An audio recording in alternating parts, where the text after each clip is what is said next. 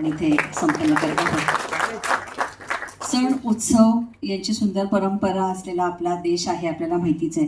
पण हे सण उत्सव नुसते साजरे करण्यासाठी नसतात, तर प्रत्येक सणामागे काहीतरी एक विचारधारणा असते, काहीतरी सकारात्मक ऊर्जा त्यापासून आपल्याला मिळत असते आणि म्हणूनच आपण सण उत्सव हे साजरे करत असतो. आता दसरा म्हटल्यानंतर प्रभू रामचंद्रांनी रावणाचा नाश करून दहन करून आपल्या अयोध्येला परत येण्याचा हा सुंदर दिवस आहे. म्हणजेच असुर जिथे जिथे आहे त्याचा सगळ्यांचा नाश करून पुन्हा मंगलमय अशा एका आयुष्याला सुरुवात आणि स्त्री शक्तीचा सन्मान असा सांगणारा हा दसरा. थोडक्यात काय तर दुष्ट शक्तींना विजय मिळवून आपण पुन्हा एकदा सकारात्मकतेमध्ये प्रवेश करणारा हा सण आहे. तर दुसऱ्या बाजूला आदिशक्ती देवीने दुर्गेने महिषासुराचा संहार करून संपूर्ण सृष्टीला शक्ती, धैर्य आणि विजय असा नवा अर्थ देणारा हा सण आहे. अशाच आशयाचा हा एक सुंदर चित्रपट आहे दशमी.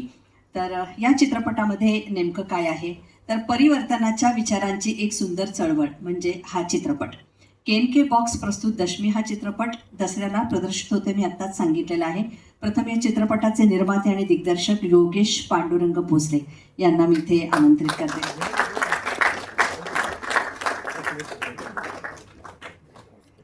मूर्ती लहान कीर्ती महान असं म्हटलं तर योगेश पांडुरंग भोसले यांच्याकडे पाहिल्यावर आपल्याला कळेलच.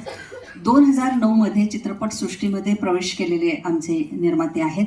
खरं तर अभिनयाचा वेडापैस या चित्रपटसृष्टीमध्ये ते आले असं सांगतात, पण अभिनयासाठी किंवा अभिनेता बनण्यासाठी बराच वेटिंग पिरियड असतो आणि हा वेटिंग पिरियडमध्येच या चित्रपटाशी संबंधित सर्व ज्या बाजू आहेत त्याचा पूर्ण अभ्यास केल्यानंतर मात्र त्यांना असं लक्षात आलं की वेटिंग पिरियड आपणच तयार करूया इतर कलाकारांसाठी.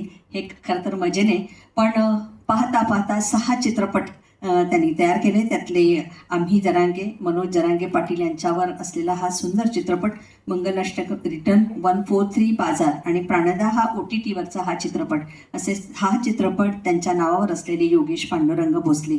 त्याआधी लाईन प्रोड्युसर म्हणून बॉडीगार्ड सलमान खानचा चित्रपट आणि अय्या राणी मुखर्जी या दोन्ही चित्रपटांमध्ये अतिशय चित्रपटांचा सखोल अभ्यास आणि काम केलेले योगेश पांडुरंग भोसले यांना मनपूर्वक मी प्रथम शुभेच्छा देते. आपण मध्यभागी उभे राहा आणि दशमी ह्या चित्रपटाविषयी आपण सांगा. या चित्रपटाचे निर्माते पण आपण आहात आणि दिग्दर्शक पण आपण आहात. प्रथम मनपूर्वक अभिनंदन आणि खूप साऱ्या शुभेच्छा. Thank you so much. सर्वांना नमस्कार माझा. स्पेशली सर्व पत्रकार बांधवांना खूप थँक्यू. एवढ्या वेळेत वेळ काढून तुम्ही आमच्यासाठी आलात. गारगोटी सरांचं अभिनंदन, सर्व कलाकारांचं, स्पेशली आमचे रवी सर हैदराबादवरून आलेले आहेत. आज दशमी रावण दहन दसऱ्यालाच या चित्रपटाचं टायटल आणि पोस्टर अनाऊन्समेंट आहे आज. सो हा चित्रपट ऑक्टोबरमध्ये आम्ही प्रदर्शित करणार आहोत.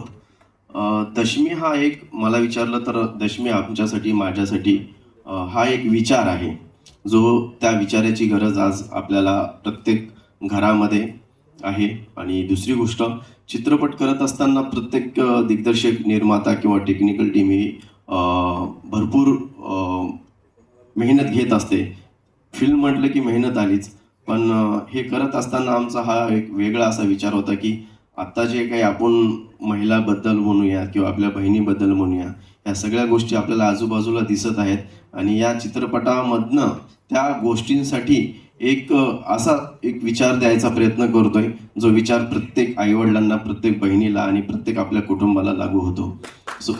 सो या माध्यमातून मला एवढंच सांगायचं की उत्तम पद्धतीनं शेवटपर्यंत याचा थ्रिल आणि सस्पेन्सच्या माध्यमातून ही गोष्ट आम्ही ऑडियन्सपर्यंत दाखवण्याचा प्रयत्न करत आहोत. आणि चित्रपटाचा मुद्दा हा ज्वलंत असल्यामुळे तो आपल्याला प्रत्येकाला आपलासा वाटेल असा तो विषय आहे.